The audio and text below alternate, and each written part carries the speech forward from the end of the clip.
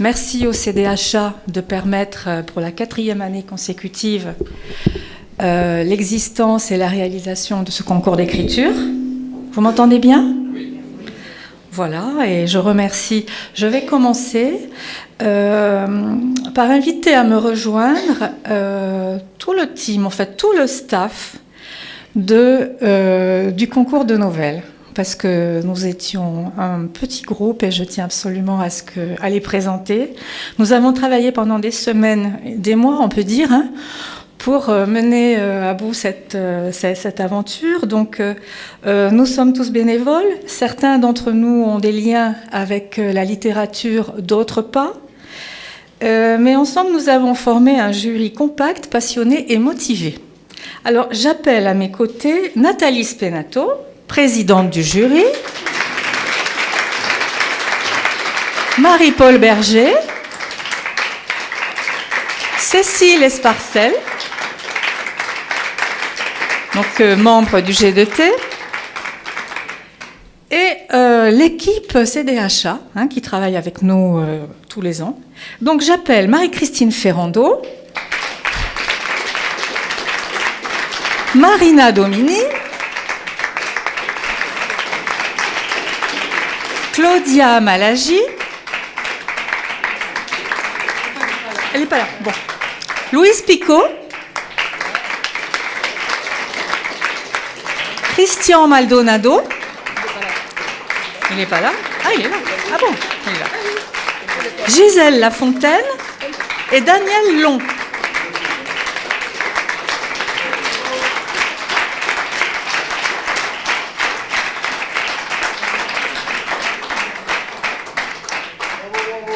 Donc voilà toute l'équipe qui a travaillé pour rendre possible cet événement aujourd'hui. Sans oublier de remercier Marc, notre assistante technique, et Marine Durand pour la réalisation de l'œuvre.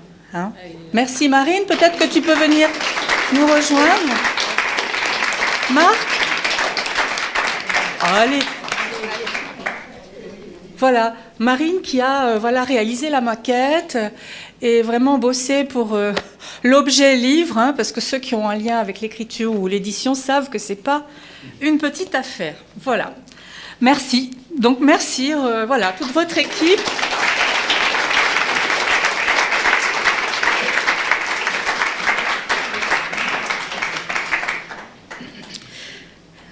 Donc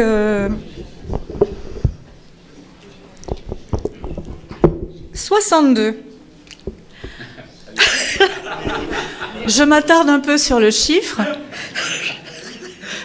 parce que vraiment, nous avons reçu 62 textes cette année, donc 32 l'année dernière, l'année d'avant, je ne sais pas, un peu moins de 30, donc quel plaisir de voir que notre concours suscite autant de vocation et d'envie d'écrire. Donc 62, quel chiffre pour notre communauté ?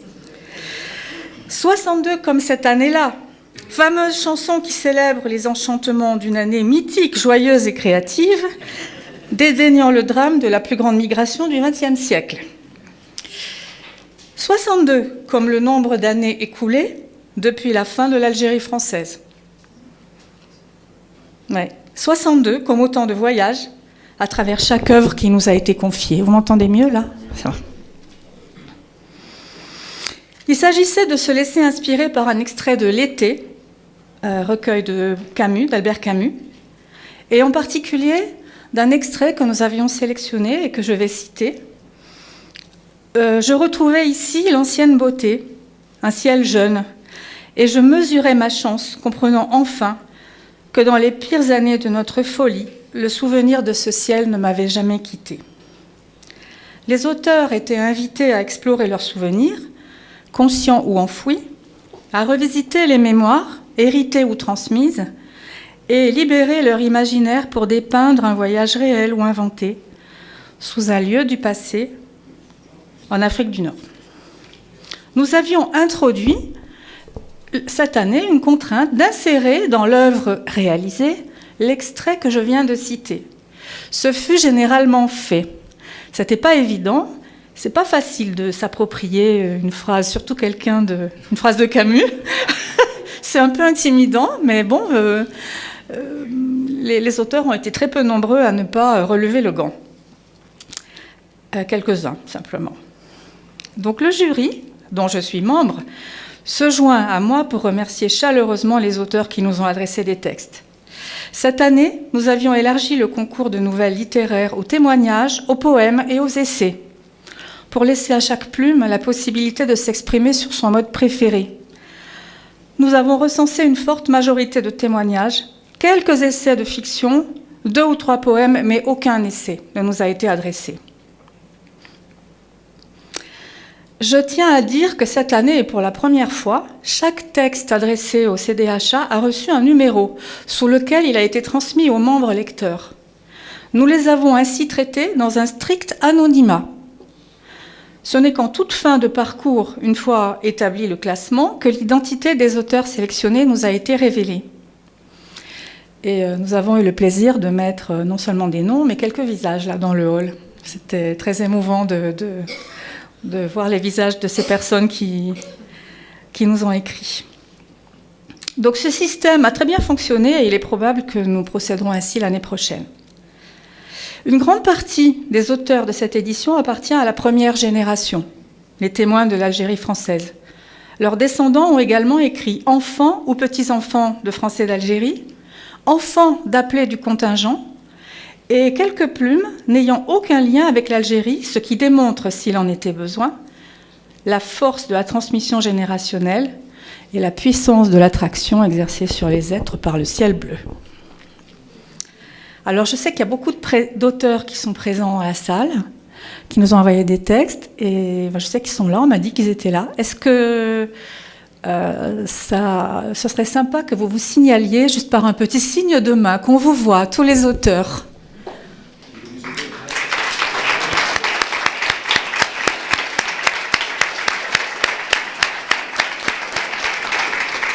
Bravo et merci. Cette édition achevée, et en tant que rédactrice du sujet du concours, j'aimerais partager avec vous mes impressions de lecture.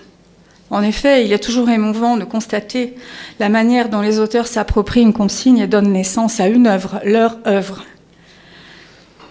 Certains auteurs ont une véritable aisance dans l'écriture. Pour d'autres, le chemin de création est peut-être plus ardu. Mais le désir d'explorer ce lien avec l'Afrique du Nord est si fort que l'on oublie ses appréhensions et on part à l'aventure. Certaines plumes se dévoilent ici pour la première fois. Et je suis bien placée pour connaître cet état particulier qui suit la révélation d'une œuvre. Satisfaction pour le travail accompli, mais timidité, joie de l'accomplissement, mêlée à une pointe d'appréhension. Comme le disent, je crois que c'est les Chinois, une marche de 1000 km commence par le premier pas et vraiment, je ne peux qu'encourager tous les auteurs à poursuivre sur leur lancée. Dans tous les textes, j'ai relevé l'émotion à l'état pur. Des témoignages, des récits de vie, dans lesquels on ne peut qu'admirer la précision des souvenirs sur cette terre qui refuse de se laisser oublier. Les merveilles d'une enfance invulnérable au sein d'un paradis perdu. La densité d'une terre où l'on a fait ses premiers pas, sous un soleil écrasant, tout et tous. Et l'horreur d'une guerre à laquelle personne ne s'attend et que personne ne veut. J'ai relevé hier dans ton intervention, Hubert, des mots que je vais citer ici. L'écriture est l'un des outils qui permettent d'explorer le passé pour, en définitive, écrire l'avenir. Ça m'a touchée. Et cette édition, ce passé, nous a réservé une étonnante mosaïque de textes, dans les styles et dans les tons, et dans des univers très divers. Des écritures différentes de même sujet. Et j'aimerais citer ici enfin cette phrase de Françoise Sagan, relevée récemment et que j'aime beaucoup. Finalement, on ne sait jamais ce que le passé nous réserve.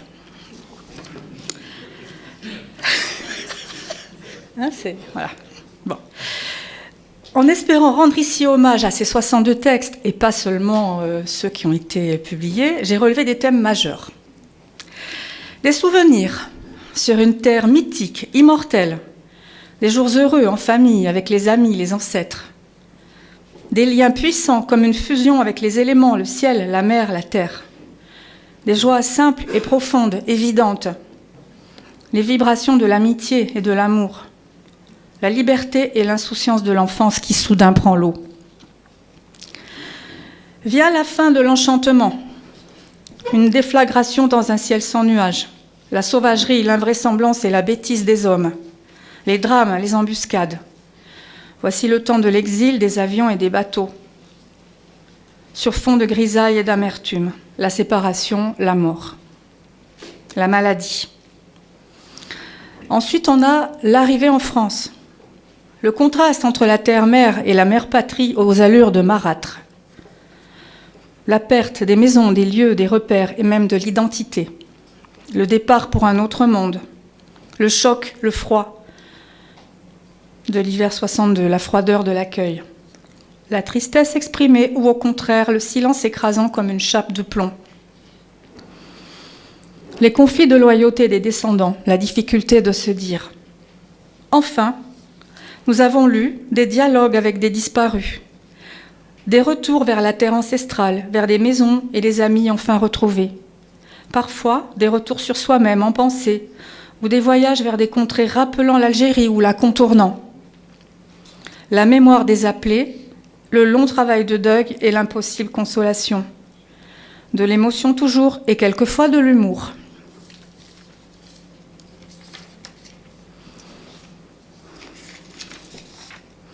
Nous avons découvert ici, tout le groupe de nouvelles, un univers sensoriel d'une grande beauté, dans un cadre hors du commun, une végétation typique, les figuiers, les volubilis, les cyprès, les lauriers roses, les tamaris et bougainvillées, les palmiers et les eucalyptus, sans oublier la lentisque, les ronces, les cactus et l'alpha.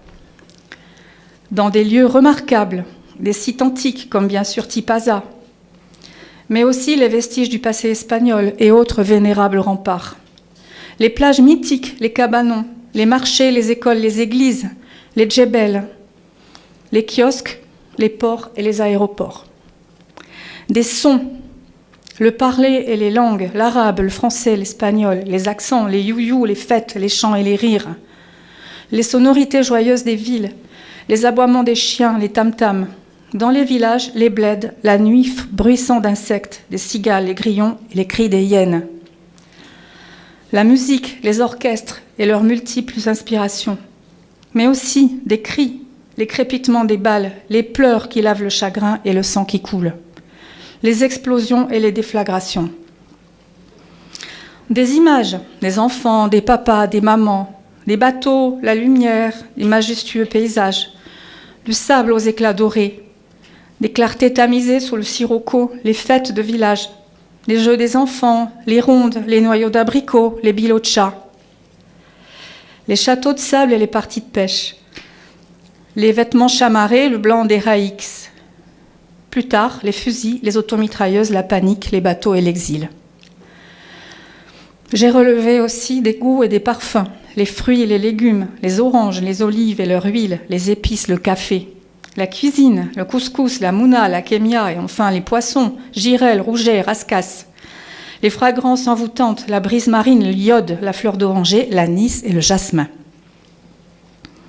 Les gens aussi qui sont décrits, une mosaïque de peuples méditerranéens, simples et gais, durs au travail, les Algériens, les militaires et les gardes mobiles.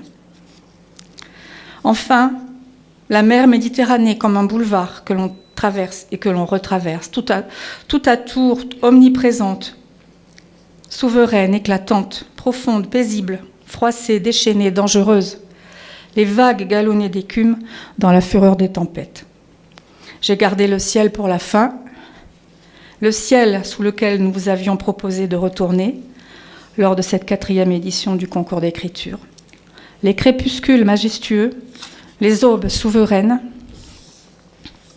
le ciel des nuits d'Afrique pris dans son filet d'étoiles, les nuits presque aussi chaudes que les journées, les ciels soudain chargés de nuages menaçants, et là, vous voudrez bien me pardonner cette avalanche d'adjectifs, s'il est vrai que leur usage est à surveiller dans l'écriture littéraire où on les manie avec précaution, je les ai piochés dans tous les textes pour les lancer dans le ciel bleu, lumineux, profond, radieux, l'éther, sacré, translucide, immuable, le bleu roi. Ce ciel d'Afrique, gravé au fer bleu dans les mémoires de ceux qui l'ont connu et dans l'ADN de ceux qui ne l'ont pas connu, cet invincible ciel qui coule à flot dans l'œuvre d'Albert Camus. Merci.